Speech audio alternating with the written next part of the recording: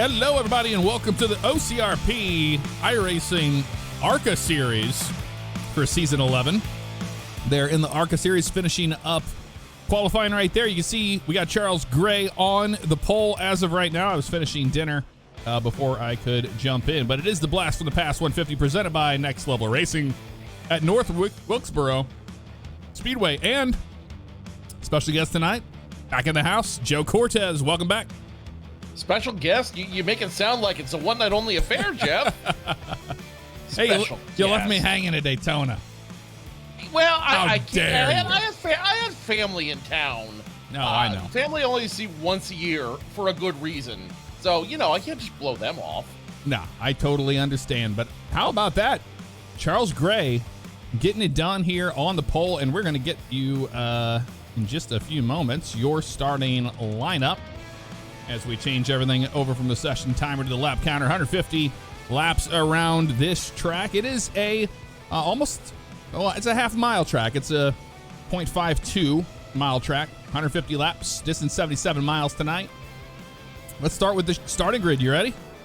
Ready when you are, Jeff. All right. Excited to see where they all qualified. Yep. Row number 1, Charles Gray on that pole. Outside of him in the 67, no stranger to the front row, Leonard Fodorero.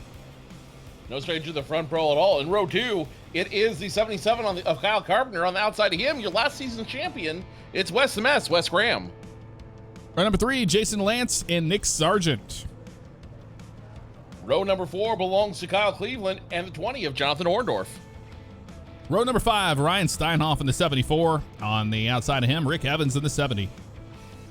Just outside the top 10 will be the 4 of Robert Bearder. On the outside of him, the 21 of Austin Johnson. Starting in, if it goes, it won't. There it goes. Row 7, Nick Gould in the 14 and James Hilton in that 89. Clayton Cyrus will be on the inside of row number 8. On the outside of him in 16th, Gage Bookman.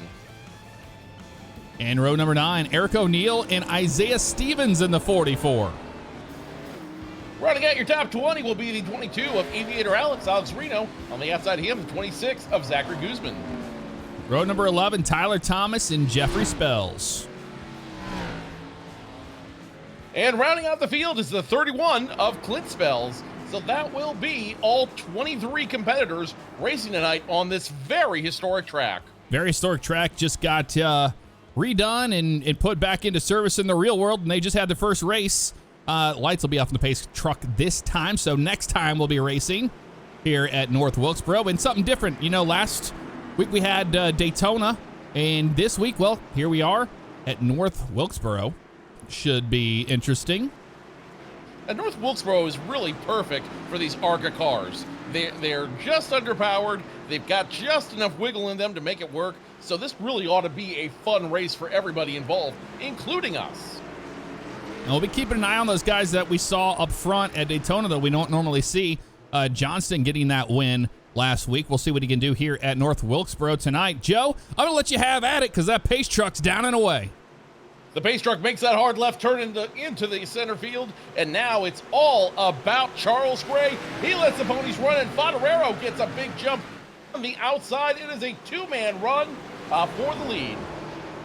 2x2 all the way back. No problems here so far on the back stretch, and we head down into turn 3. You can just see how small this track is. This track is small. It's going to be a fast race tonight. Don't close your eyes.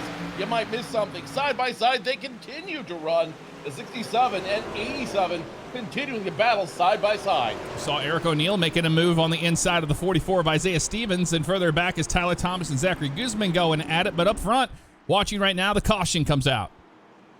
First caution of the night comes out. And no real changes throughout the field. No major runs, no major pushes. I think everyone just wants to get their bearings to this track. It's been a long time since we've seen cars of this caliber in North Wilkesboro, but it is a beautiful change if I say so myself. Well, 2 laps into this thing, we're already under caution, which it probably won't be the last caution we see tonight. However, some good action up front so far. Yeah, everyone's showing that these ARCA cars are great for this track because they can run side by side. They can run competitively together. I think passing is really going to be the major issue for these drivers tonight. They're going to have to figure out not only when to time their passes, but where to time their passes, considering how hard they are running each other through the track. Two lines of racing all the way through. It's going to be a lot of fun watching everything come together. So right now, Favignano was in front of Charles Gray when that caution came out. He will take the lead, and then from there, you have Charles Gray, Graham. Well, I was just about to watch Wes Graham there. He's making his way forward. And then you have Carpenter, Sargent, Lance, Orendorff, Cleveland, and then from Cleveland, you've got Rick Evans and Ryan Steinhoff rounding up the top 10. A lot of names we're used to hearing throughout this field running in the top 10 right now, but really this is anybody's race. It's all a matter of timing. It's a matter of being smart and understanding when to make the move and how to make those critical moves throughout the race. As Wes is demonstrating, you can make some good moves, but the thing is, you've got to be smart. You can't be hasty, and you've got to really time everything correctly. If you don't do all those things, you may not be able to make that move and cause a lot of heartbreak for yourself and maybe a couple others out there. Well, I'm excited to see some racing here at North Wilkesboro because I have not ever seen it. Like back in the day, in its heyday, I've seen, there's YouTube videos floating around of them racing at this track. So, last night, them doing it for real was a big deal. Was it last night? I'm not crazy, right? Yes. It was last night, yes. It was last night. And it's really cool to see it here in iRacing and seeing these drivers able to get out there and put their skills to this track, because this track is not for the faint of heart, that's for certain. No, this was always one of the more feared tracks on the NASCAR schedule just because of how small it is and how competitive the racing can be here. Last night you saw the late models and how even for Dale Jr., a competitive driver who's smart in the field, it was a lot for him to handle as well. Back to Green Flag Racing, and no surprise, Leonard Favignano now leading the group. Yep, Leonard Favignano had a good shot right out of the corner and is able to maintain his lead on Charles Gray. Further back watching, we got some side-by-side action. 3 wide, actually, back here by the 22 of Alex Reno. Almost 3 wide there for a very short period of time. Now back to 2 wide, threatening 3 wide once again. These guys are getting sporty out here, not being afraid to whip these cars around the track. Not afraid at all, and you can see everybody just trying to find their footing here at this track. It is definitely a different style of racing compared to what we saw last week. A lot of guys putting in some of the practice laps for sure, and it's starting to show as they're making their way forward. One of those drivers right here, Ryan Steinhoff, started 9th right now. He's in 8th, but he's got his sights set right there on that 11 of Cleveland. Oh, absolutely. He is showing his patience throughout this field. He's showing his patience on the track. The last thing he wants to do is go make a hasty move somewhere, ultimately wrecking himself out and maybe taking out the rest of this field. Remember, these guys only have 2 quick repairs. If you burn those quick repairs, it's done. You're not going to be in a good way. And I see we have another special guest tonight. Yes, we do. Mr. Siv Ryan is going to make it here into the booth as well. So joining us is Hello. Mr. Siv Ryan. Hello, sir. How you doing tonight? And this will be a one-night affair, Joe. Uh-oh. Why do you have to break my heart like that? What's up, guys? We are on board with Carpenter right now. Looks like Wes Graham got a little loose there and is losing a little bit of time to Carpenter that time by. But you can see about 120 miles an hour on corner entry. These guys are going for 120 at this very short track, just over a half mile. You know that it's got to be dangerous. These cars have got to be a handful. This track stays threatened 3 wide once again at the back of the field. We know they can run 2 wide very easily, but we haven't seen them go 3 wide just yet. You know, we had a lot of drivers that elected to not take any time, and they're all the way in the back right now. 23rd was what Clint Spell started there, but we saw Brandon Buggs starting. He didn't take a time, and he's all the way up into the 19th position now. Do a audio change on you guys here in just a second. You're good. Thank you, Jeff. So As it stands right now, Favignano continues to lead on lap 15 of 150. Gray is on now 22 seconds behind, and Graham is another time zone, almost a second behind everybody out there. So Favignano and Gray really being the pace of the field, and I'm really curious about what Wes Graham and company are doing as the caution flag comes out for the second time tonight. Yeah, I was trying to find. I had to swap over audio there on you guys. You were on the on the system instead of the chat, and. During that time, well, the caution came out. I'm trying to see who was involved. I don't see anybody. Spun around. Well, the 37 might be who we're looking for there. Eric O'Neill. We'll see if he was involved in something there. He's got a lot of damage to that car. Yep, that's indeed going to bring out the caution. It looks like it was right here by Gage Bookman. And O'Neill just getting a little too much power off the corner. That's all it takes to snap the car around. And he found himself right there into the wall. That's going to be a lot of left front damage. He's going to have to come down and use one of those fast repairs for sure. And he's on pit road right now. Yeah, that is not the position you want to be in this early in the race. You don't want to be racing with one quick repair out of the way. You want to be able to continue to use those, have them in reserve for when something crazy happens. Not the start he wanted, but maybe a difficult lesson to learn early.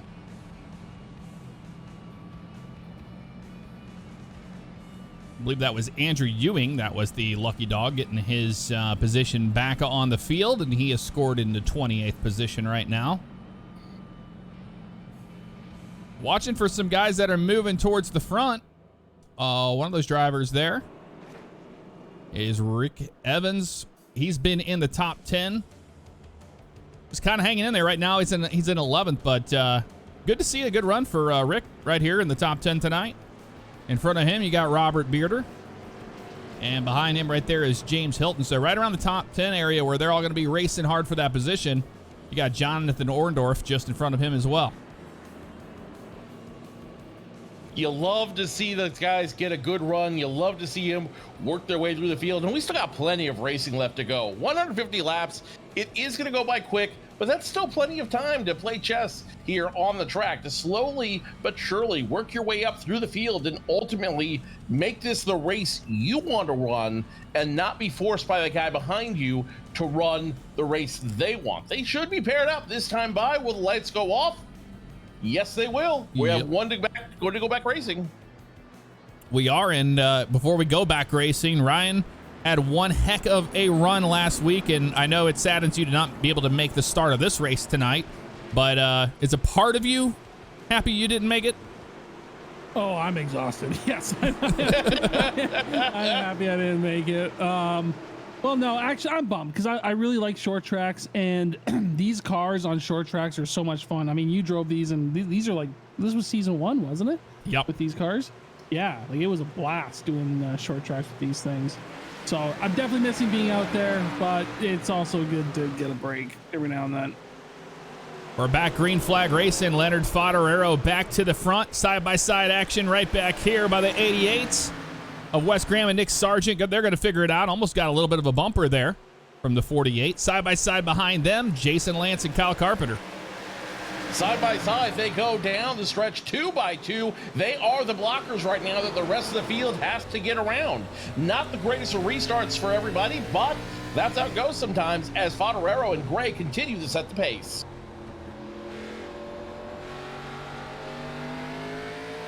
See how much later Lance was to the throttle than the 48 of Sargent there, but man, he gets a really good run of the inside of the 48, although it looks like the 48's running pretty good in the middle.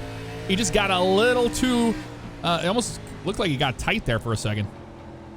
He looks like he definitely got tight on that outside, not really able to figure out how to make that car turn in the middle. Now again, these guys run a IROC style car. You can only adjust a couple things: your steering ratio, and your brake bias. That's it. So everyone now has the same car. They have to figure out what to do and how to make it their own. So this is really less a test of engineering and more of a test of skill for every driver on the field. Oh, we got trouble. The 22 around. Big junk on the back, or on the front stretch here. Wow. And they're trying to figure that out right now. But that was definitely Alex Reno that got the worst of it there. We saw him sideways on the camera going into the wall. We're going to find out what just happened there, but we're back under caution here at North Wilkesboro. Back it on up. Third caution of the evening, and I will tell you exactly what happened. A chain reaction as the 22 gets loose. Let's watch it here on the replay, and you can just see it. No, it'd be the 78 that ends up getting loose and into the 22, and that just starts a chain reaction, a product of tight driving, and very few cars able to avoid that as the 31 and 78 get scattered like bowling pins across that front stretch into turns 1 and 2.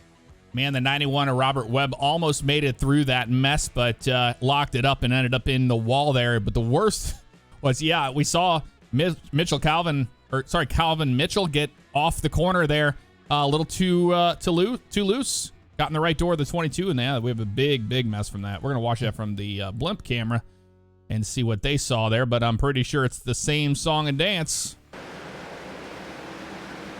Competitive racing, tight spaces, and just, again, one thing leads to another, and next thing you know, you go from having a good run, just running a great car, to getting involved in everybody else's mess. I'll tell you one driver we're going to definitely ride along with is going to be that 26 of Zachary Guzman. He was right there to see it all happen right in front of him. There's the contact between the 78 and the 22. They're sideways in front of him. Good wreck avoidance here. Drives it to the bottom, stays away from all of that mess. And then looking behind him, look at the 91 of Robert Webb. He gets into the back corner, but Guzman able to keep it going straight, and then just absolute carnage behind him. Great wreck avoidance on his part. Very smart driving for the driver of the number 26 Barbie machine. That's a very unique paint for Zachary Guzman. And he likes pink cars. That's not unique. He's been doing that every season with the different pink cars. Yeah, but Barbie being the sponsor of the car, I mean, Barbie can do anything. Don't get me wrong. Barbie's been a Barbie car. Barbie's been an astronaut, a doctor, a lawyer. Why not? Why not the next big NASCAR star? She hasn't been a race car driver? That's not a thing? I don't think she's been a NASCAR driver. I will look race car as driver. we get back to green flag racing. She may have been a race car driver, but not necessarily a NASCAR driver. I'm going to do a little research here. And for those playing home on Bigo, you can go ahead and check off Joe's loud keyboard right now. Watching here, the 67 is still your leader. Those cars in front of him, they did not come down pit road, so those guys are wave arounds. They will get their laps back. There's quite a few of them, four or five of them there. Oh, delayed yellow there. They're delaying the green. They're not going to go this time. They wouldn't have had enough time to get around anyway. Okay, Jeff, I stand corrected. There was a NASCAR Barbie for the 50th anniversary of NASCAR, which was in 1998. And for those so curious, you can still buy your 50th anniversary Barbie on Amazon right now for $17.99. Well, there you go. I already have two, so I'm good. Hey, I know my Barbies. Look at that. We've learned something very valuable about Jeff tonight. Actually, I do recall it. Oh, I'm ready. Trust me. Sorry. They delayed the yellow one. I said, and this has got to be a mess for these wave rounds up here because they have to get all the way back around again, and now they're waiting for the pace truck to do its thing, or at least iRacing to tell them that they can go around that truck, and they just haven't given them yet. It should be this time at the stripe. I feel for them. They're trying to wait. There's the lights off. They should be able to go. And they are not going. Oh, you might be behind, Jeff. Oh, really? I'm live. Yeah. Huh. We're not. Well, iRacing has definitely not changed. Are we? Which is not a bad thing. Oh no, you're good. You're good now. Oh, okay. I'm like I'm hopefully not going crazy here. Lights are back on the pace truck. They were trying to figure that out. Crazy.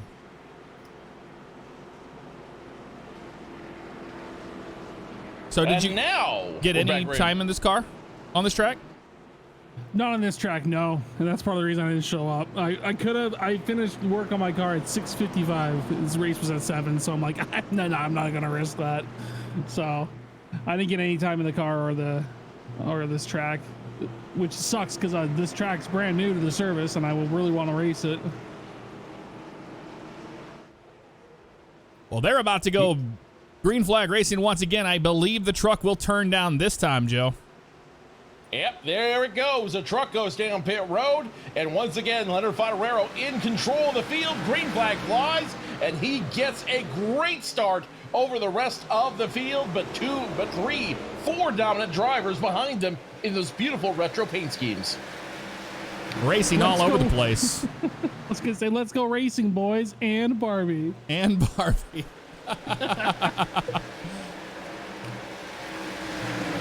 I might need to add that to my collection, honestly, to my collection of interesting things to put on my shelf. You do you, Joe.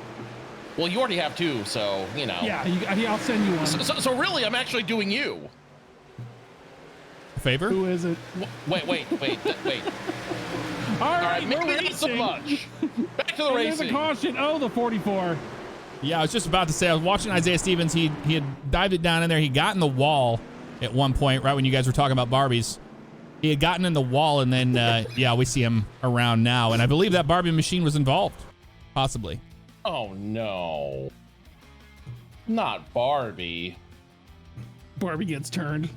You see right here, the 44. We've seen this all night right here off of turn number 4. Car just gets loose on him, trying to chase it. The 81 just gets by. So does the 13 of Spells. Joel Brown involved right there. The 91 of Robert Webb. And then here comes that 26 Barbie car. I think just got just the back end of it right there. And nowhere for him to go. So Guzman will have to bring that thing down pit road possibly one more time. Nope, he's going to stay out. You're going to prove me wrong.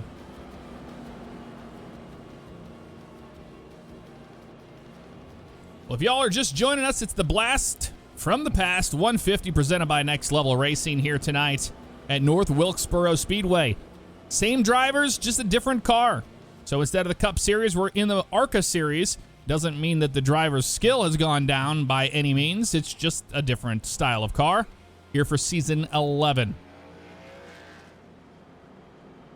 Yeah, this car is a lot of fun to drive. I really liked doing it in season 1, and it's been I think it'll put up some good racing too. Really stable car. It's been around on the iRacing service for quite a while, so a lot of the bugs and kinks already figured out with it. So it's a driver's car for sure, and it's a lot of fun. Well, one of those drivers we saw last week was Clint Spells in that 31 car at Daytona, up there in the front, making some moves. He was doing some heavy side drafting. You guys were just going at it all those last few laps.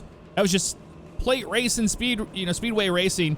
And I think Clint got a bad rap after that race. I don't think that would be any different. If I was out there on the track, I'd be doing the exact same thing he was doing. He was just trying to win a race like everybody else. And I commend him for it. It was a good show up there front. I know you got the worst end of the whole deal, but it's plate racing. Yeah. Honestly, I watched the replay. It was a combination of like just everything. It was, I think he was trying to side draft and Johnston was behind me, and they got together, and then I got collected into it. So it is what it is, and it's plate racing, and it's Daytona. It's a coin flip. Everyone knows it, and it was I'm gonna say it now. It was a real shame to see the Twitch chats just pitchfork out for Clint because they thought he was the one that spun me. We've never wanted to stoke the flames, and we don't like that. Just because a driver drives close to Bugs, Jeff, or they just seem to get just shit on, and it really, really sucks. And if you see it happening, guys, please just tell people to tone it down. It's racing. It's virtual racing. This isn't serious. We're just having fun. So just try to remember these are people behind the wheels. So let's just keep it cool.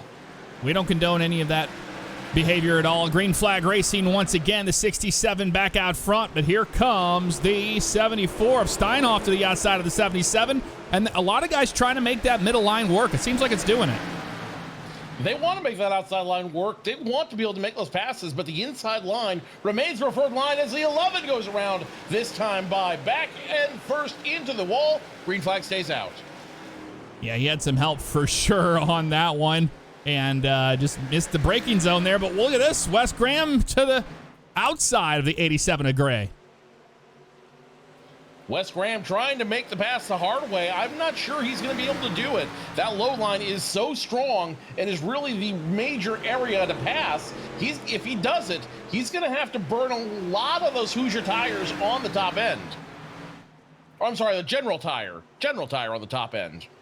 The General Tire? It is General Tire, not Hoosiers. It used to be Hoosiers. Yeah, they changed him up. And here comes that 98, wants a little part of it too. Or sorry, that's the 86 of Jason Lance. Everybody's changed up their paints. We have 88, we have 87 and 86 here all next to each other. They need to get out of the 80s, okay? Some good racing happening here though. We're right on board with Jason Lance. He's seeing all the action in front of him. Side by side, the two of them go. And here's where you're seeing Wes Graham make that move. If he's faster on the on the stretches, he may be able to make that pass. But once you get into that turn, there's very little love, especially if that 87 of Charles Gray could get up there and sidetrap. And as soon as he says that, Wes Graham proves me wrong. Thanks, Wes, for making me look weird. Gage Bookman about to go down a lap right there. Already has gone down a lap. But now the 88 and the 87 will be catching him now. That'll change up the lines. There is some side-by-side racing back here for battle for P13 of Bugs and Rick Evans there. They've been battling it for a while. Just Bugs has stayed down there on that bottom line. This is currently for P13. And not either one of them is not willing to give it up. Bugs might be able to clear him here, but great battle here for P13. Let's ride on board with a natural light machine right now up Evans, and you can see just how tough that racing is as they go side by side. That low line with Bugs and the Liquid Death Chevrolet change manufacturer this year, interestingly enough, as a caution comes out. Clayton Cyrus. Yeah, Clayton Cyrus in the 05 had some issues there. We're going to find out what happened as we bring it back to you, because we're not a professional studio here. I'm not really sure what happened there. Did he just blow an engine? Is that what brought the caution out? I don't see him spinning or anything like that. Oh, here's the contact. He did stall. Yeah, he got... And then got in the 31 there of Clint Spells and gets it going straight again. But that was an interesting caution.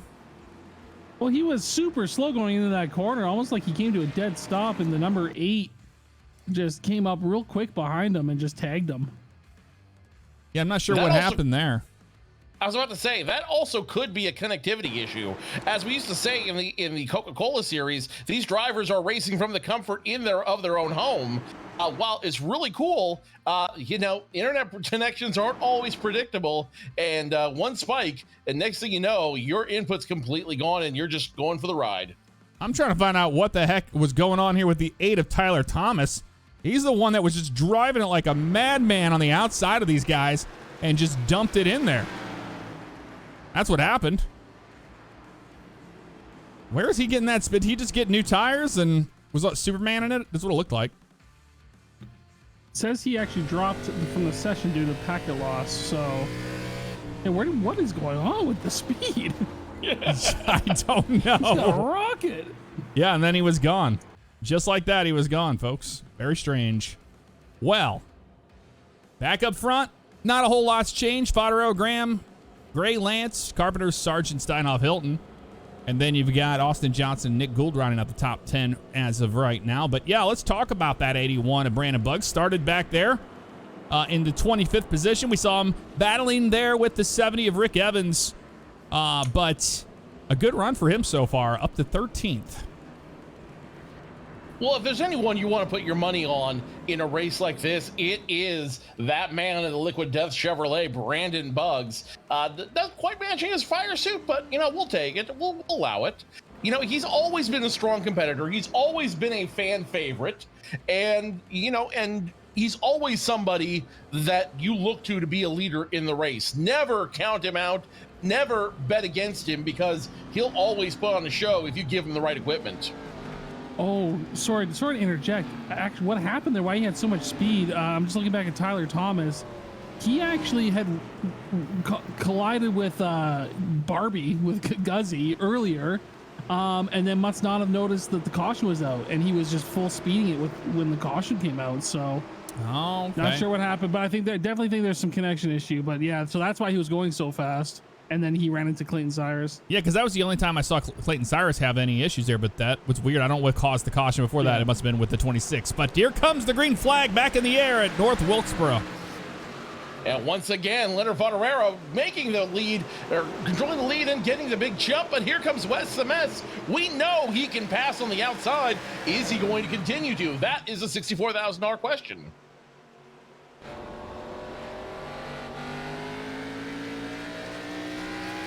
Wes is making it look really easy in that middle lane tonight.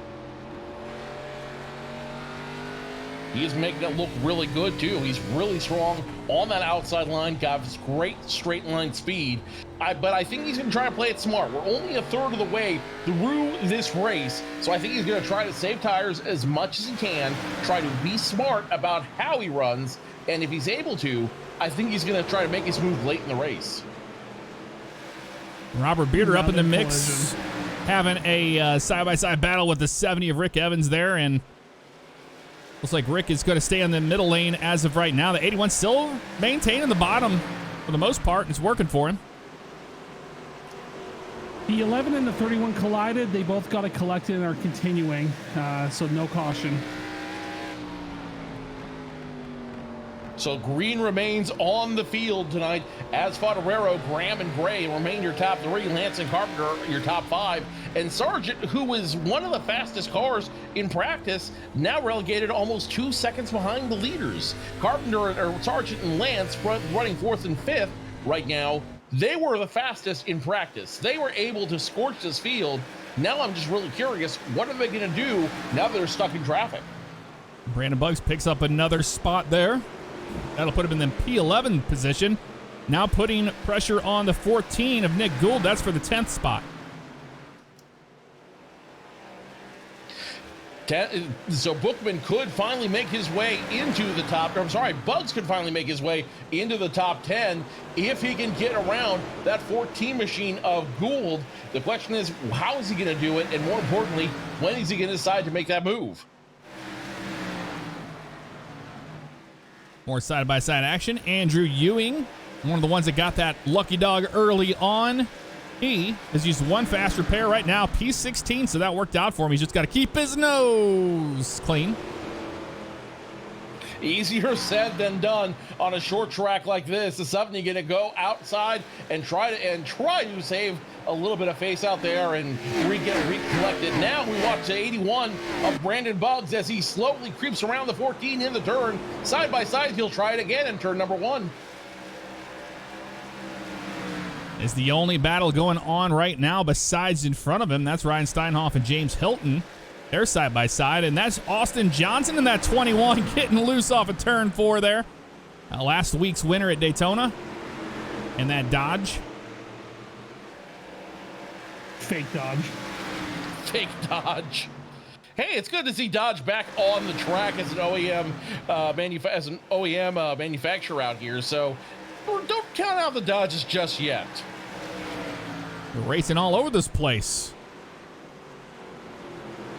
That's the fun part of racing in a short track, Jeff. There's always racing everywhere on the track. Right now, we are tracking Brandon Buggs as he continues to fight around that 14. He gave up that position that time by, but now he's trying to force the issue going 3 wide. Steinhoff hard into the 14. Huge crash. ARCA brakes. Huge ARCA brakes, and the 81 just scathed by. That happened right in front of him. Who's on the roof? We are going to back that Dodges, up. I believe. We're going to back that up. That is the 14 of Nick Gould on the roof there. I can assure you he will be okay. Oh, he went for a ride. But it all happened right here in front of the 21. We've seen this all night off of turn 4. 74 just gets loose. Tries to chase it a little bit. Here's the death wiggle. Can't. He almost had it saved. Oh. Right in front of the 81. Gets in the brakes.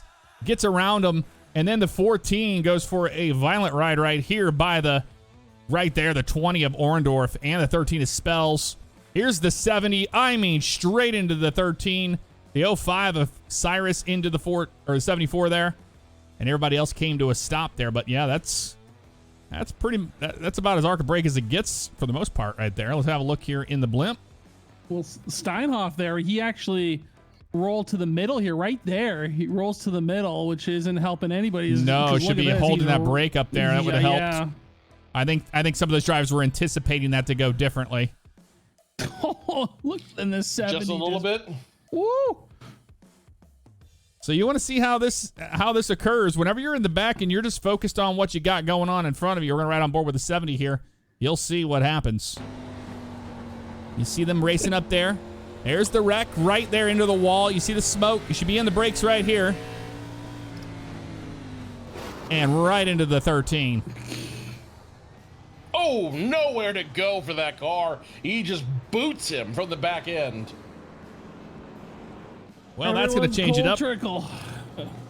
Oh, man. You know who came out of that one right there, the 81. Yes, Brandon Buggs. He's going to be in the 7th position now. And he was working on Austin Johnston right there. We know he's faster than Johnston from what we saw in those last 3 laps before the caution came out. So he's definitely on the move from starting all the way in the back at 25th. And a very smart move by him to avoid that wreck, not get involved in the middle of it, and just skate around it as best he could. You know, he saves the car, he preserves it for later in the race. Smart move. That could be our Hebrew National save of the day. I think that definitely is the Hebrew National save of the day. In fact, you know what? I think we have time. We can go back and we can watch his onboard of that incident because it happened, I mean, right there in front of him. I know we were watching it for a while there, but we're going to back it all the way up when we had cloud cover there. And here it is, right on board. The 74 right there, trying to save it, gets into the 21, around he goes, and man, from there, it was just a mess back. You see the 14 flying around? No bueno. All right, 2x2, lights off in the pace truck. Ryan, you got the call. Oh, goody. All you, Ryan. Man. Fottarero out front. Next to him is Wes the Mass Graham, the 87 of Charles Gray. And Fottarero with your control here hits that restart zone, and they are away. Green flag in the air here at North Wilkesboro. And Fottarero, once again, an incredible jump. Wes and others can't compete with him. Fottarero just has a beat on this track. Now the question is, who's going to be able to keep up with him? And more importantly, where are they going to decide to make that move?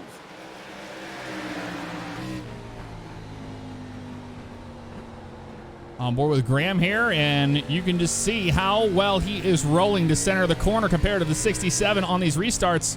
However, the 67 finds his footing on the bottom. Looks like the 88 is going to run the bottom there in 3 and 4. That's probably going to help. I see a lot of guys running that middle line off of 4. Now we've seen a lot of spins out of there, so maybe they know something we don't. I think what they're starting to, well, you also have to remember, we're about halfway through the race now. The cross flags will come out this time by when they cross the start-finish line. And so these tires are starting to wear underneath them. They are starting to get blistered. They're starting to heat cycle, get that expansion, get that shortness. Got a big wreck. Now, what you're seeing, well, let's go to the big wreck and I'll finish my thought. Well, I saw that one coming. I saw the 70 come out of the corner of my eye, went right into that corner at a high rate of speed. We'll see what happened here. Back it on up so we can find out what caused the caution. And it looks like it was the 11 at Cleveland got into the 13, and from there they just kind of went hard. There's a 70 hitting the brakes to not get into 05, and then Cleveland gets into the 13 right there. And then from there's the spin. Just an accordion effect there. They hit the brakes mid-corner, so everyone kind of accordioned up, and then Eric O'Neill chain reaction. It looked like Eric O'Neill was avoiding a squirrel right there. Watch. He just turns it straight into the fence. All those damn squirrels in North Wilkesboro, man. You got to be careful of them. You can't hit them. And that really They're sucks. That's a protected. lot of damage to his car, too. So he's missing a right front. No, I thought he was missing a right front wheel. Looks like he might have gotten that repaired, or at least put another wheel on there, but the damage still is on that 37. Eric starting 17th right now, not having a great night in the 26th position, and he was fighting hard for those positions back there. Just being a good Samaritan, you know, trying not to run into your fellow competitor in front of you and puts it into the fence. Well, like I was saying before that wreck, and that wreck just puts an exclamation point on my point, Jeff. These guys are starting to deal with fatigue on these cars. Those tires are getting worn. They're going through heat cycles. They're getting blistered as we watch Alex Reno now come to the attention of his crew for 4 brand new virtual general tires and a full tank of racing fuel, of non-branded racing fuel. So we go back to, as he comes back onto the track. These cars are starting to feel that wear. These tires are not gripping as hard as they were. The steering is getting a little bit more difficult, and especially with these ARCA brakes, you seize them up and you are going for a ride and taking everybody with you. The clouds have rolled in right now. Air temperature 81 degrees. Winds are east at 11, so they got a little bit of wind out there on the track. Track temperature at 86, so plenty of grip in there. But with these, with the clouds coming back over the track again, that is going to even make it more grippy. Well, it should. Plus, that 10-mile-an-hour wind, just like in an airplane, that gust of wind both hurts and helps these drivers as they go around the track. When they're driving into it, it's like driving into a wall that's pushing you back. But on the outside of it, when you're driving with it, it acts like a 10-mile-per-hour boost, which can help or hinder you depending on where you're at. Well, for this next restart, we're going to ride on board with Charles Gray. He's up in the mix right there behind the 67. You want to see how crazy it gets on these restarts on a short track like this? Well, you're about to find out. We're going to ride on board with him, and you can see how he shifts and watch the speeds that these cars are able to get to on this track. Pace truck down and away, holding off. Green flag back in the air. And once again, it is Leonard Fodorero going bow, bow, bow, bye, bye, bye to the rest of this field, but not so fast, as both Gray and Wes Graham have a strong run on him. Let's see how long they hold it for. That was beautiful, Joe. Thank you. And cautions out. Again, 78, Mitchell Calvin. Mitchell Calvin having issues there. We're going to find out what just occurred with Mitchell as soon as I can find his car. There it is. All right, Mitchell, what happened? Let's find out. Ah, classic. Just right off of turn 4. Same stuff. Right here. Gets into the throttle a little too early, spins the car, holds on to it right there. Does a really good job of, minimal nose damage there. I don't think he got a lot of damage on that car at all. You got to slow it up enough. No, that car is definitely still servable on the track. You can definitely race that, but it does create a hazard for everybody else. So no complaints with them throwing the yellow flag. I just would have liked to see a couple more laps under green before that happened. Believe it or not, he is not a lap down. He's the last one currently on the lead lap. So behind him is Kyle Cleveland in the 11 car. He will be in the position for the lucky dog. I think he already got it. So Rick Evans will be the next one in contention for that. So Rick Evans, Jeffrey Spells, Eric O'Neill, Joe Ogle, and Nick Gould all are laps down behind the leader. Out front, Leonard Fodorero all night long, but you know what? I think the 88's letting him tear his stuff up a little bit. If anybody knows how to preserve tire on a short track, well, that's him right there, Wes Graham. Yeah, but Ryan, I'm going to turn to you because you've driven alongside these drivers. Both of them are excellent on short tracks. They know how to manage the car. They know how to manage the tires. Fodorero goes a little harder, though, than Wes. You've driven with both of them, but now looking from this side, from the tower here, which one do you think is going to have a better second half of the race? I think I don't know. It's too close to tell. Especially with these cars. This is kind of the first short track in these cars in quite a while. So I think it's a little too early to tell who's going to be like the better one near the second half of the race. All I know is what separates those two guys up front, well, even those three guys up front from the rest of the field, is their ability to drive fast on worn tires.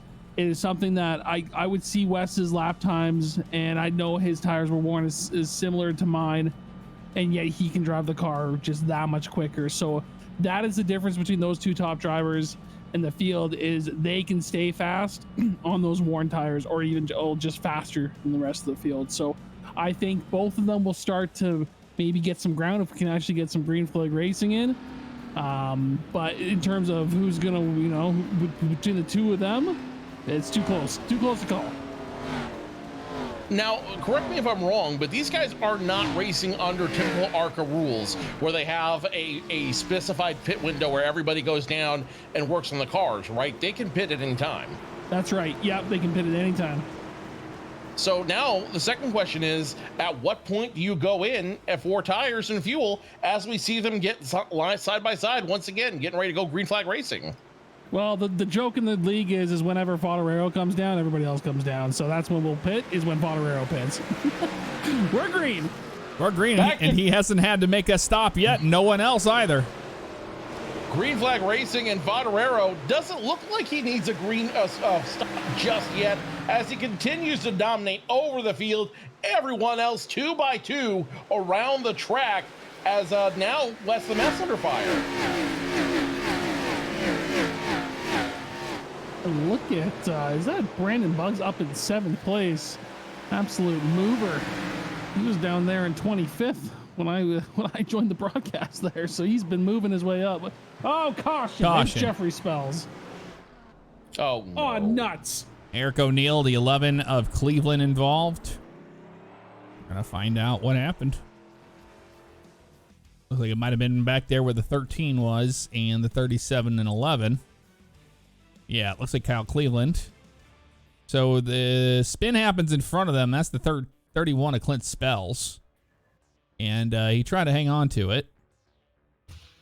Or sorry, that's the other Spells brother. That's Jeff Spells. Yeah, 13. The 13. So we'll watch right here. Are they running the same exact livery? Yes. With 31 and 13? That's obnoxious. It's been real fun on the broadcast. Yeah. To know who is who, and we've had some guys already change up their schemes this race from the last one. So yeah, it's been hard to even know who anybody is. That's one of the reasons why you won't see me racing on any broadcast anytime soon. I would be that guy who would continually change his livery for fun. Oh, I understand it. I just have to look at the timing screen to see who's who, rather than the paint, knowing who they are, and then saying, I know exactly who that driver is. By the last 10 laps, at least. Oh, yeah. Give us the whole race to figure it out. It's a 70 of Rick Evans getting his lap back. Hey, pretend racing isn't cheap, guys. Just want to throw that out there right now. Pretend racing isn't cheap. You know what is cheap, though? Money. You know what is cheap, though? A Costco hot dog? Livery designed by WMD Paint Shop. If you want a livery like these guys, shout out to Tony at WMD Paint Shop. On Twitter, hit him up if you want a livery design by him for cheap. There you go. We can thank all of our partners here on the broadcast. Thrustmaster, Next Level Racing, FRN with the graphics, WMD Designs, making all those cars look pretty on the broadcast as well. And they are pretty. And guys, I'm watching here. Kyle Cleveland will be the next one in line for a lucky dog when we go back green flag racing, as Rick Evans took that back from him. And just to keep an eye on it, you can't get in a crash. So if the caution comes out and Kyle Cleveland gets in it, hits somebody, or something happens after that caution, they will forfeit that up. So Kyle Cleveland needs all of that he can get right now. He's 1 lap down. Behind him, Jeffrey Spells 2 laps down. Joe Ogle 3. Then Nick Gould and Eric O'Neill back there. 4 laps down, lights off on the pace truck. Favignano making the very interesting move of starting on the outside line instead of the inside. I feel like his thoughts are he can get a better shot from that outside lane, but that does open the door for Wes Graham. If he could get as good of a restart and challenge Favignano for that lead, or for the lead going into turns 1 and 2, he may be able to make the pass and ultimately take the lead. Well, there's no Geico restart zone here, so it's just you go when you go.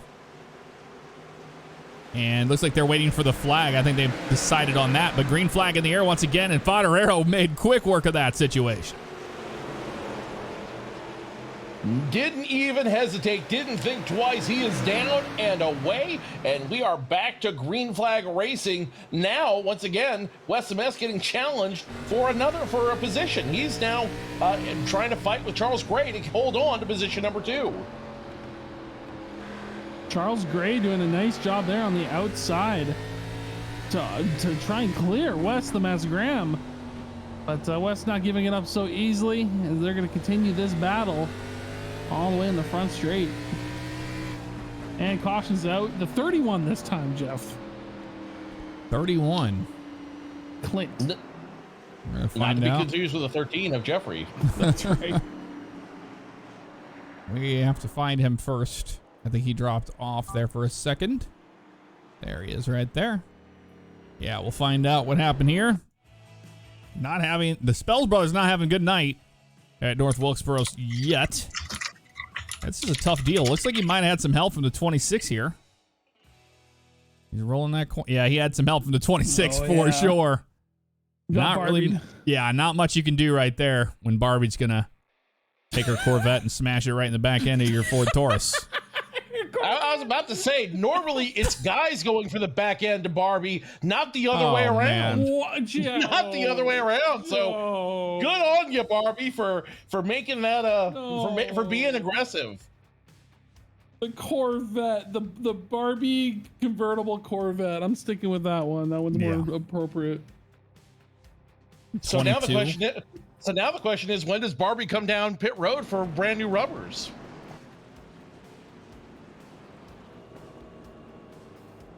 And with that, Thrustmaster. I'm leaving that one. God. If you're just Someone joining had us, to say it. I'm Jeff Favignano, joined by Siv Ryan and Joe Cortez here in the booth tonight for the Blast from the Past 150 presented by Next Level Racing here at North Wilkesboro Speedway. And in the real world, this track recently reopened with some pretty high up there names in the racing biz. They had street stocks, they had late models, had all sorts of good racing there, but good on North Wilkesboro for having the track restored into a racing condition today. Well, it's all been about the 67 Impala tonight. That is Leonard Favignano, no stranger to the front. But guys, during all that nonsense you had going on there, the 88 of Wes Graham, he came down pit road. Well, how about that? That shakes things up. I think he's going to do something different than what those guys in the front are going to do. He knows they have to pit. This is a pretty good idea. He's going to have his hands full. He's going to have to pass some cars here to get back up there in the top 10. But, I mean, starting P17 won't be so bad.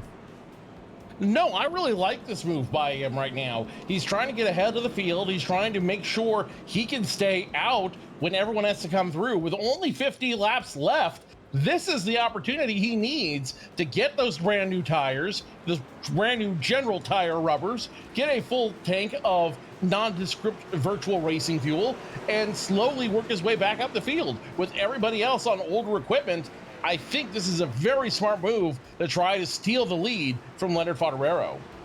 And don't sleep on the 48 of Nick Sargent. Been making his way back there, hanging in there in the same spot for the most part. Up and down day, just by a few spots. Started 6th, and he's in 3rd right now on this restart. Green flag in the air. Let's go racing once again, boys, as we get back to Green Flag Racing on lap 103 of 150. All eyes once again on Favignano up front, but 2x2, everybody behind him. Yeah, interesting pit strategies here. We got about three kind of sets of tires out there. The top four are on 101 laps.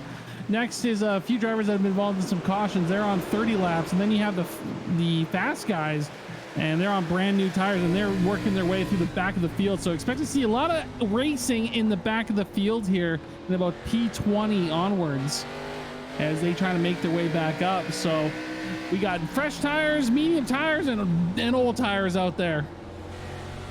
And Orendorf doing a really good job. He was on the outside of 3 wide there for a little bit, and they got it figured out, and he was able to keep it out of the wall. So good driving by the 20. Meanwhile, one driver out of the top 10 right now is Brandon Buggs. He may have come down pit road as well, because he's now relegated back to 18th position. I think him and Wes both decided to make the moves early to try to get brand new tires underneath them in order to make a late run at this race.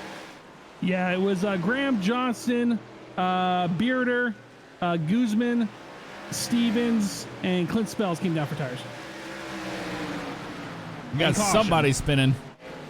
It looked like it was the 21 for a second there, but I think the 81 got involved. Oh, no. Oh, the curse of the commentator's curse strikes again. Sorry, Bugs. That's on me. Yeah, and it happened right there. I saw a red car sideways. It might have been Johnston sideways. It was Johnston in the 21 sideways. And he had some help for sure. Might have been from that 81. It was. Looks like the 22 checks up here. 81 doesn't get the memo right into the 21. Gets in the brakes there, but he gets run over by the 4 Bearder, and the 26 tried to get him.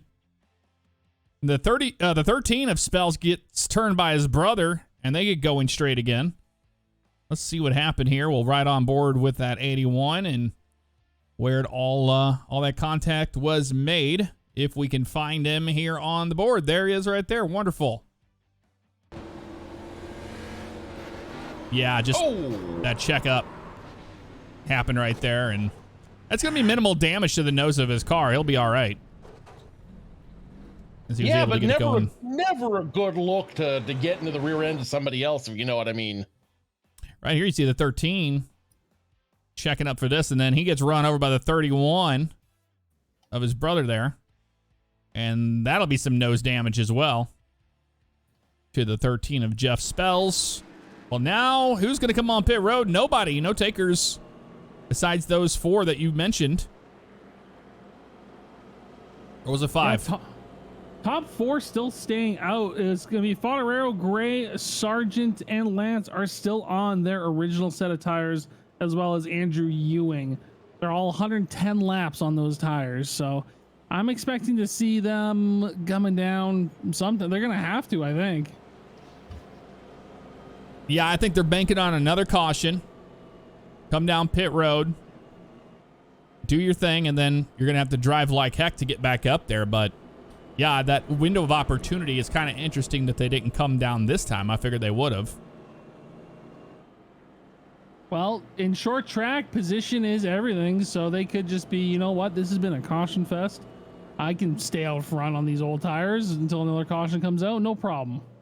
Well, the other half of that is nobody has really been able to challenge Favignano up front. He has been able to run this race without any serious contest by anybody, not even Wes Graham. So I think his logic is the longer I can hold this, if I can continue to hold this lead and no one can challenge me, I may be able to run all 150 without a tire change.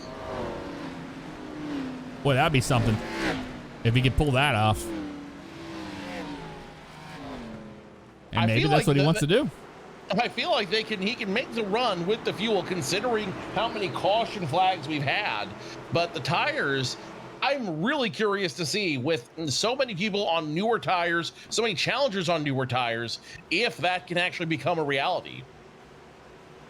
We're about to find out, because the green flag is going to fly once again. The clouds have moved out, the sun's setting. The 67 back to the front. There's a caution. Mitchell Calvin.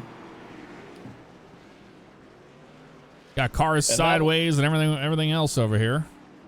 That will involve the driver of the 44 Sunoco Fuels Chevrolet. Looks like once again just spun the tires on the restart, and away they go. Yeah, the 15 of Ewing did not get going, and look at the accordion effect that had. Nobody could do anything about that in the bottom lane. And the 78 got the worst end of it. So we ride on with the 21 of Johnston. You'll see what happened there. It looks like the 15 just completely missed the shift here on the restart. Yep, right there. There's nothing you can do. Yeah. And he gets turned. How did he get turned? Let's see. Well, I think the other drivers were just simply thinking, turn down for what? It was like the 44 goes to the inside of the 05, got in the 05 to the 21 to 37. The 81 in the brakes, I think he just got through that. Happened right in front of him. Isaiah Stevens got the worst end of it as well, getting spun in front of everybody else. But yeah, let's ride on board with that 81, because man, that was crazy. Always happens right in front of him. Here's that restart. There's the bottom lane where he was. He saw it. Look at that. In the brakes, gets it going straight again. Wow, it's amazing what can happen if you get into the brakes and are able to gain control of the car and then maneuver around people. Who knew? Believe it or not, these cars have pretty decent brakes in them. They do have good brakes. You just gotta be smart with them. Well, we have seen a lot of action here tonight at North Wilkesboro for the inaugural race for this league here at this track. And what a cool car combo to have at this track. Gives a little bit of a nostalgic feel.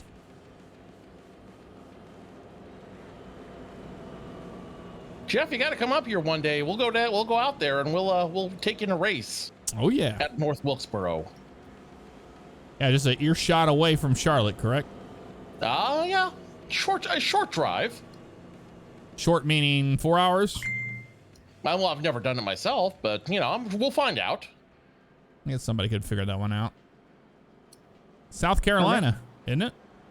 North Carolina. No, it's North Carolina. Oh, well, then it's in the same state? Oh, yeah, no. Yeah, we'll be fine. Yeah, I mean, yeah, we could Google map it, but we'd have to actually do that. Although somebody seems like they're on their phone anyway, so. Sorry, I turned it off. That's my bad. I'm just texting my boo. How dare you? Aww. It's my mom. Hi, Ryan's mom. For those of you that are watching live here on twitch.tv/jfavignano, I do appreciate you watching live. For those of you that finally get to see the VOD over on Favignano Live on YouTube, you should come over here and check it out sometime. It's a good time. Here we go. Green flag going to fly once again. Favignano on the outside. Here comes the 87. And once again, Favignano gets an incredible jump on the rest of the field. Charles Gray trying to keep pace on that low line, but he's got some challenge on the top. The 48 of Sargent, who was fastest in practice, now wants to show off the speed of that Dairy Queen car. Gage Bookman almost got in the wall off of turn 2 there, and that was Graham that was just keeping an eye on that situation. He's playing it safe right now. He knows that he needs to get by these guys. I was just going to say, Wes Graham up to 11th right now after taking that pit, and we got a caution out. Looks like Austin Johnson involved. Not a good race day for Austin Johnson currently after his win at Daytona last week. Comes back to haunt him. Well, looks like it might have been a self-spin off turn 2. And then he had some help from the 31 there. Not the 13. Yep, and gets it going straight again. So minimal damage, self-spin. There you go. We've seen it all night long. This car and track. The track being, you know, it has some banking in the actual track, but it's relatively flat. So these guys getting back to the throttle too early is spinning these cars. It's a fine balance right there between that and tire. This track. Sorry, go ahead, Joe. Oh, no, please. I was just going to say, I remember seeing this track on an old episode of Top Gear when they did their America trip. They went to when it was closed. They went to North Wilkesboro, and that was a really cool episode if you haven't seen it. Because yeah, the mayor let them go on the track, and when it was closed, and he took a Mercedes SLR around the track and was doing drifting around it. That's amazing. It's cool to see it live again. That's cool. Yeah, this track is one of the most treacherous. It really goes back to the roots of NASCAR as a southern sport. You can compare this track with the likes of Hickory Motor Speedway, which was credited where Dale Earnhardt got his first race car win, I believe. You can compare this to other short tracks in the area, including the original Charlotte Motor Speedway, which is just over by what is now Charlotte Douglas International Airport. Back in the day, back when NASCAR was just getting started, these short tracks, these short flat tracks dotted the landscape, and these were really a stalwart of the series. This is really the roots of racing. And all that moonshining. And all that moonshining, which I may or may not have broken into tonight. That explains it. What flavor you got of moonshine? Oh, I mean, apple pie is always the best choice. Apple pie moonshine. I do love me some apple pie moonshine. Hey, you like the Crown Apple? Ooh, I bought that for you. You bought little airplane bottles of that stuff. I don't touch it. I don't like it. No, you don't? Nope. Yeah. Doesn't taste like apple anything to me. It tastes like cough syrup mixed with heavy amounts of alcohol. It tastes like burn and death. That's pretty much every flavored alcohol. Yes. a hint of lemon or a hint of watermelon with all that vodka burn. Hey, you can't say that about what, Fireball. You cannot say that about Fireball. Cinnamon? Yeah, pure cinnamon. Green flag back in the air. Let's see if we can maintain it. Leonard Fodorero on these restarts. What a beast all night. Jason Lance getting really aggressive there. Got in the 87 a little bit. 87 on the defense. Into the wall too. Almost three wide. Go. Jeff. Oh, we had 3 wide racing. Yeah, 3 wide racing, and the caution came out. Oh. Who was involved in that one? Isaiah Stevens, 44. All right, the 44 involved in that caution. What number is this tonight, Joe, of cautions? How you been keeping score? Yes. Yes. Jeff's got it, 14. 14 cautions? Yep. Yeah, there's another set of 3 wide racing back here. What if the 44 wasn't going to spin? The 05 was about to get in the 21 there. It looked almost, but they were able to get that figured out, and around goes the 44. That's a good job of just locking it down right there. That's what you want to do, and prevents himself from getting in any further damage and getting into any other cars. So less than 25 to go, and time is running out if you're one of those drivers who came in early for tires and fuel. If your name is Wes Graham, who's currently in 9th, if your name is Brandon Buggs, who's currently in 16th, you are running out of time. You have to make that move. You have to start driving aggressively through this field. If not, you're going to get quagmired in cautions, and that's going to be your night. Those, what is my mic doing? I don't know. I'm sorry about that. Those top 4 drivers still have not come down for pit and for fresh tires. So they're still on their original set of tires. But I don't know. They've had so many laps under caution on those tires that they still might be okay. Yep, that's the difference between skill and, you know what you have because they're on those old tires. But, man, the skill that the 67's been putting on all night on these restarts, I don't think he's going to have to worry about it. He knows that. No, he does. He has done enough rearview mirror driving from the front of the field to know as long as he gets a good restart and does a little bit of blocking on both lanes, it's going to be very hard for anybody to challenge him. And with those 8-tier drivers behind him already, You know, he may just be able to put this thing in cruise control because we'll have what, about 17 laps when we go back to green flag racing. All he's got to do is put it in cruise control and let the rest of the field figure themselves out. Man, this lobby tonight has been very, very glitchy and stuttery for me. Doesn't normally do that. But Leonard Favignano started second after Charles Gray had the pole there. And once he got there to the front, well, he hasn't looked back. He's been absolutely on fire all night, and it's not the Blues Clues blue flames on the front of his car. That was such a great show. That was such a great show in its time. Blues Clues? Shout Yeah. out to Steve. Everyone loves Steve. And no, Steve didn't get arrested or wasn't on crack. That's not why he was removed. He just grew up and wanted to go to college and do other things. So, you know, shout out to Steve. You're still our boy, Steve. We'll always have a handy dandy notebook ready for you whenever you're ready. Green flag back in the air. How long will it last? Hard racing back here. That's Charles Gray. Racing Jason Lance in the 48 of Nick Sargent moves up into the second position right now. Good battles all over the track right now. I'm just keeping an eye on this one. Lots of great fighting on the field. Let's keep up with your leaders now. That top 10 as Wes Graham starts to drive his way up through the field. He knows he's got a good car. The question is, can he get back up there with 16 to go? Ryan Steinhoff almost lost control. The 89 getting loose. Hang on to it. Great. James Hilton 3 wide.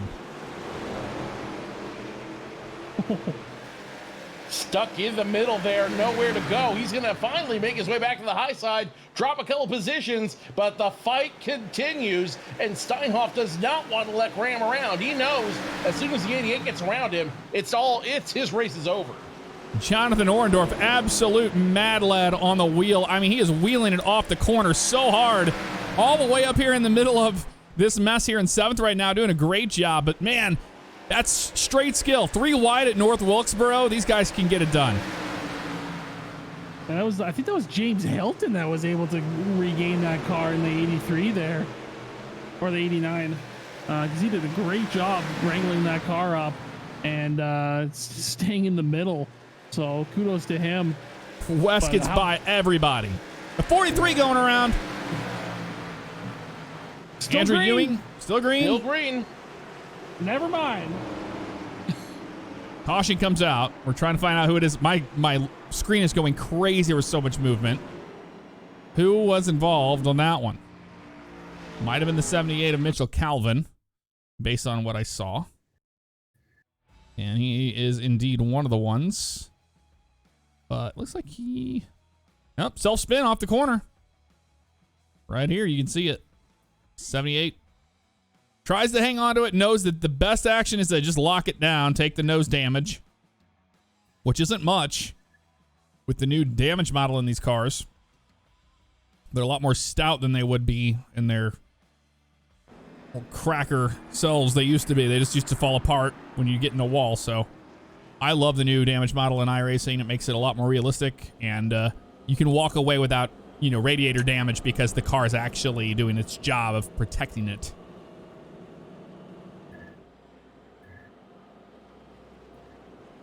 But caution flies again. We're going to be 10 laps to go as of right now. We get back to the stripe. It'll be 9 to go. We'll see when they're able to get going. That's Nick Gould in the 14, going to be your driver with the Lucky Dog.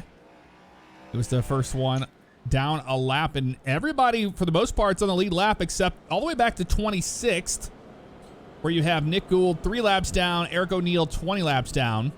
So Nick Gould getting one of those laps down compared to Eric O'Neill's 20 down. And 25 cars on the lead lap right now. It's anybody's guess. The race is far from over. Well, this is interesting. Sorry, Joe. Do those guys in the front come down for pits? I don't know, because you got Wes Graham, he's knocking at the door. He's saying, hey, Steve, we got a letter, or whatever the hell he said, because he's got a letter and he's about to deliver it. And that letter says, hey, I'm going to win this race, because he is in prime position. And you know who else is in prime position? Kyle Carpenter in the 77 mobile. He is also only on his 73 laps compared to the 141 that the other guys are on. So you got Kyle Carpenter in 4th, Wes Graham in 6th place. All, both contenders to make a race here at the end, because it's going to get spicy. And I don't think these guys are going to come down. Track position's king. But do you know the mail song? We just got a letter. Wonder who it's from. Oh, it's the mail. It never fails. It makes me want to wag my tail. I just want to wail mail. How's that moonshine, Joe?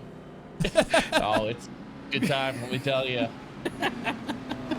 8 laps to go at this juncture. And it is anybody's race, but no, it's not. If Leonard Favignano stays up front, he's not going to come down to pit road. I guarantee you, anyone who's up front right now, even in a green, white checkered, they're not coming down pit road. They do not want to risk that position at all. We're about to find out here, because the pace truck is going to be down and away, trying to put this one away. Is the 67 green flag. And Blue's got a clue up front. He knows time is running out, and so he is driving like he stole it. Something to go at this juncture, and it's still the Favignano show. Look at that 77 to Carpenter. Oh, yellow flag. 22 Reno gets involved. Alex Reno with damage to that AC Delco Impala. And we're going to back it up and find out how that happened, because he definitely had some help. I think that's going to be Barbie. That's a Barbie. Not my girl Barbie. Yeah, looks like Guzman just got into him right there and just couldn't let go. And then the 55 of Ogle, he goes into him. Isaiah Stevens, another hit there, and into the 78 of Mitchell Calvin. But what happened here? It was just good, hard racing, and he had a good run off the corner here, but it looks like the 26 of Guzman, I'm going to find him right there. I'm right on board with him. He got in the wall right here. Yeah, I don't think he saw the 22. The 22 just came around so quick. Listening to Too Much I'm a Barbie Girl by Aqua as he's racing. Couldn't hear the spotter. Let's go for a ride, kid. 37 O'Neill going to get a lap back. He's going to put him 19 laps down. Not the night that Eric O'Neill wanted to have, that's for certain. He was doing so well. I mean, these guys up front, not like the strategies worked. Like, why pit when we're getting a caution every 2 laps and I'll keep my position? Because there's not enough laps for the guys behind us to race to battle us for position. So, I mean, strategy checks out. Because, yeah, I don't know if, like, were we going to have any green flags? Are we going to have a green, white checker here? We're going to have green, white checker. If this has been what we have seen all race long, it's going to be green, white checker, and then maybe another one, and maybe another one. And maybe another one. But I can tell you the 88 and the 77, they have plows on the front of their cars right now, and they need to move up there and push some people out of the way if they're going to get up there to fight for the win. Well, yeah, before that, sorry, Joe. I was just going to say, before that last caution, Jeff, we were watching that 77 and how much pace he had, and he was trying to make a move on the outside there, so you can see the tire advantage that these guys will have on the restart. And maybe that's the key, if they can get a good restart and try and get around these guys and, you know, gain some spots before that checker flag comes out. Yeah, no, that is definitely the move. Bumper to bumper on the bottom lane, the preferred lane. But a lot of guys making that outside work, and like you said, we saw it there on that restart. We're going to see it again here, because that's the only way forward right now. Otherwise, if you get to the bottom, you know you're going to be putting yourself in a situation where you're going to either run into the guy or they're going to run into you. On the outside, I think that's your safe bet to get to the front.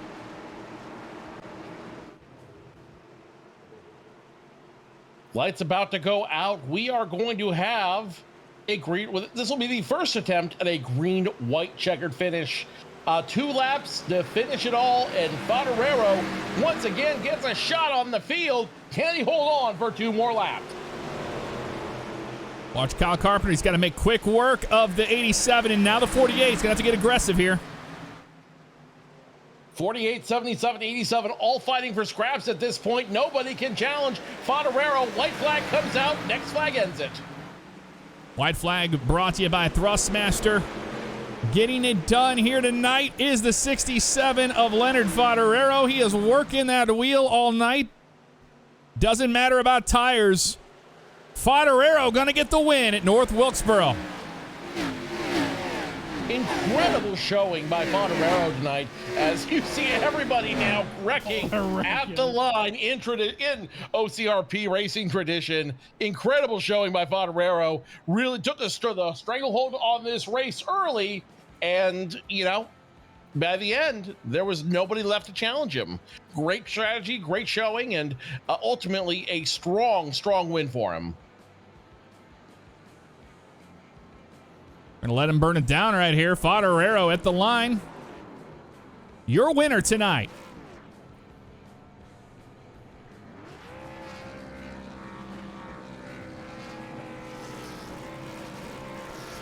You had a photo finish there for the P4 between Carpenter and Charles Gray.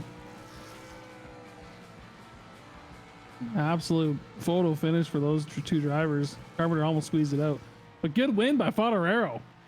Yeah, very good. And that just goes to show, you know, track position is king when it comes to a place like this. As long as you can manage those tires and you had enough fuel, you had enough fuel because of all the cautions. Didn't have to worry about that. In fact, it was helping him out because the car was getting lighter. That can either be a help or a hindrance depending on how your car is set up, but this setup was incredibly racy. Everybody really able to put on a great show out here in these ARCA cars, and if tonight's race is any indication of what's to come, this could be arguably one of the best seasons in OCRP iRacing history. Favignano going to get it done. We are going to get to your drivers here in just a few moments. Before then, we're going to show you the race results here. We got Isaiah. Sorry, that's incorrect. There we go. Leonard Favignano getting it done. Nick Sargent in second. Charles Gray in third. Fourth to Kyle Carpenter. Wes Graham getting a top 5 tonight. Jason Lance, Ryan Steinhoff, Jonathan Orendorff, a nice top 10 for him. James Hilton with a nice top 10 as well, and Robert Bearder rounding out the top 10.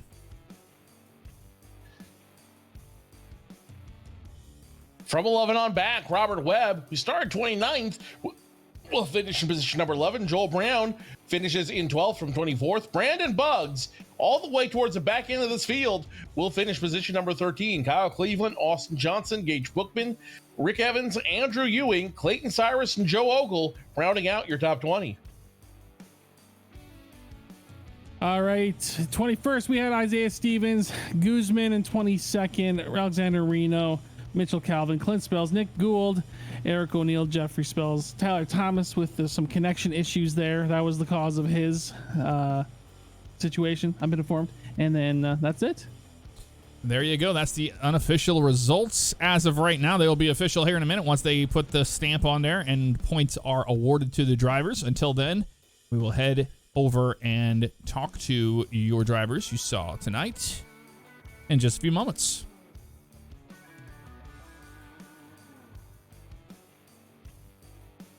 All right, we are going to catch up to some drivers. Definitely have to talk to you, Leo. Getting a win, first win of the season right here. Done right in the ARCA car. Tell us the difference between what you chose to do pit strategy-wise by not coming down pit road, just kind of hanging on to it, hoping for those cautions, and they definitely came. When I realized there was going to be more cautions than what I thought there'd be, I figured the fuel we could make it on, and then the tires, we just were not wearing them down whatsoever with how many cautions we were having and how little green flag laps we had, which is a little bummer because I was hoping for more green flag runs so we can be racing side by side longer and having a lot more fun. This track is just so thrilling with the ARCA cars. You have to actually drive it. It's a handful if you start getting loose, and it's just so fun. Well, there you go. And were you worried about the 77? The 77 and the 88 both had that second strategy, and they were utilizing the outside lane pretty well there. I think in the last 10 laps, it could have been interesting. Yeah, definitely could have. I had no clue what tires could do here. I didn't know if they would be a big change like Darlington old tires with new tires, like 2 seconds worth of speed. I never really tested that, but I did get a little worried about the 88 every single time when he was picking up positions on the cautions because he was just taking his time, being patient, getting back through the field. He definitely knows how to do that. And then the 77 was also doing that, so it was a little worrisome, but I just had to stay calm and keep the car underneath me. Well, nicely done. Gets the first win of the season there for the 67, and gonna move on to you, Joe. Let's talk to your second place finisher, Nick Sargent. Nick, you were fastest in practice and able to pull off a good run tonight. What was the secret of speed? I don't know. It just this track just kind of clicked. In practice, I was realizing I actually did some practice last night and was really enjoying just riding around the track. I knew it was probably going to be a caution fest. Wasn't going to be a whole lot of green flag racing, but even with what we had, I still had so much fun tonight. That was probably one of my more fun races that I've had here.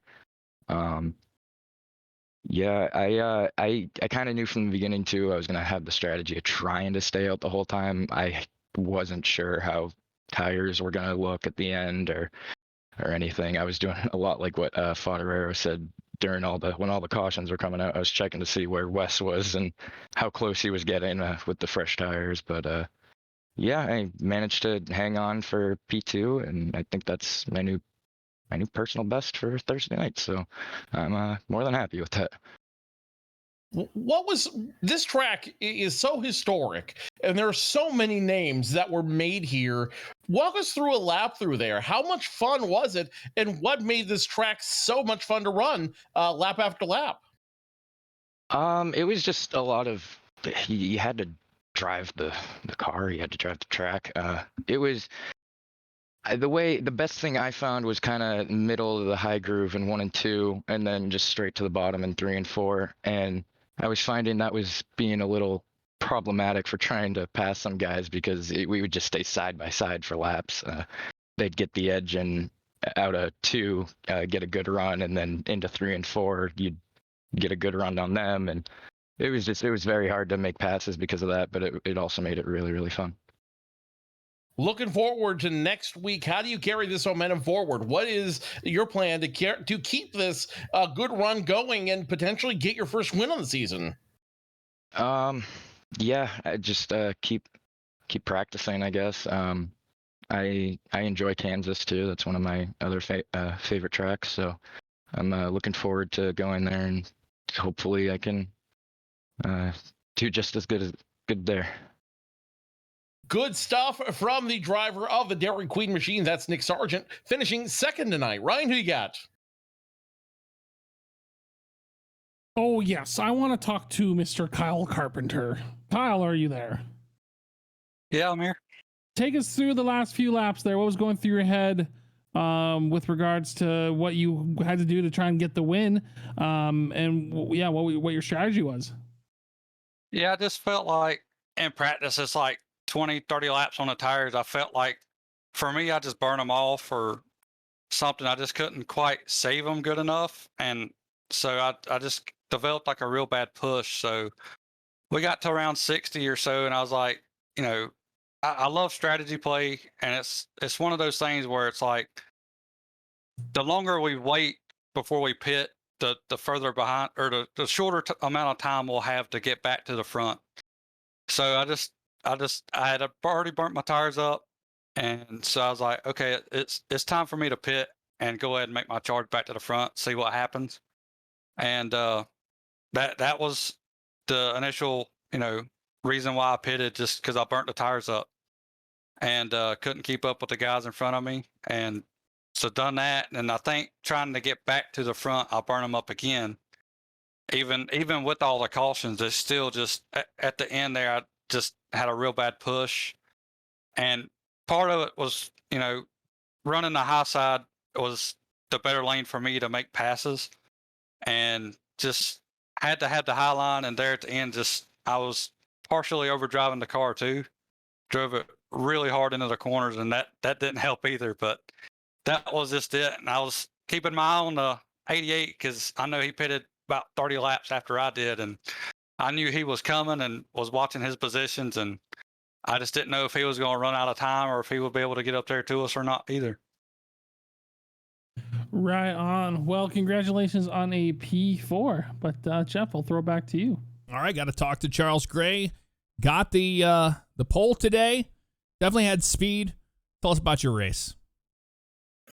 Yeah, it was a good race. We decided to do the Leo strategy and just kind of see how far the tires could take us and hopefully stay up there. And it worked out. Kind of surprised I got the pole. It didn't really feel like that fast of a lap, but it was really cool to get that start at the front with Leo, have a good little battle there. Had a lot of battles with Wes, Kyle, had a really good battle with Kyle at the end.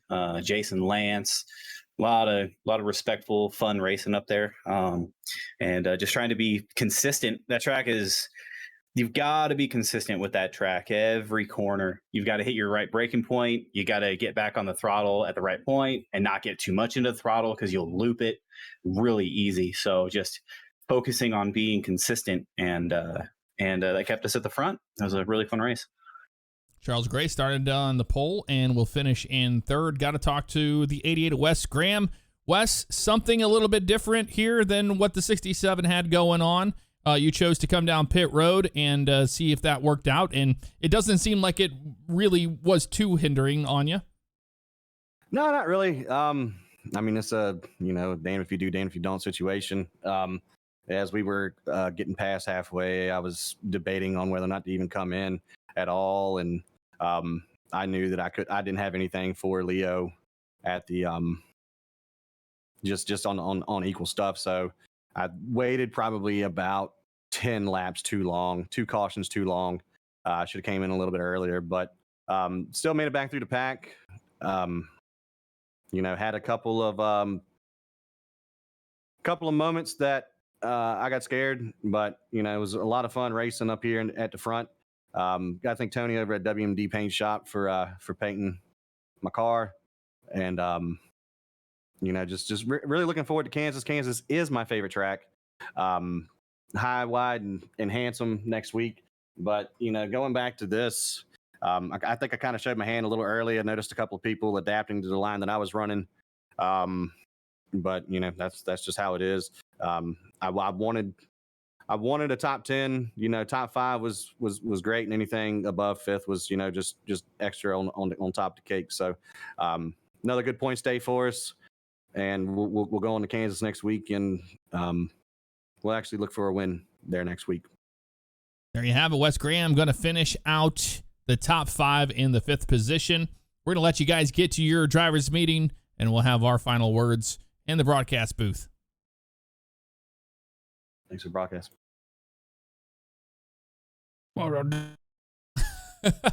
I knew that was coming. There you go. We'll wait for these guys to get over here so we can have our final words about things we saw tonight. It was definitely an interesting race, and I think that track position kind of was more important than some of these guys thought. I agree. The track position really was the name of the game tonight.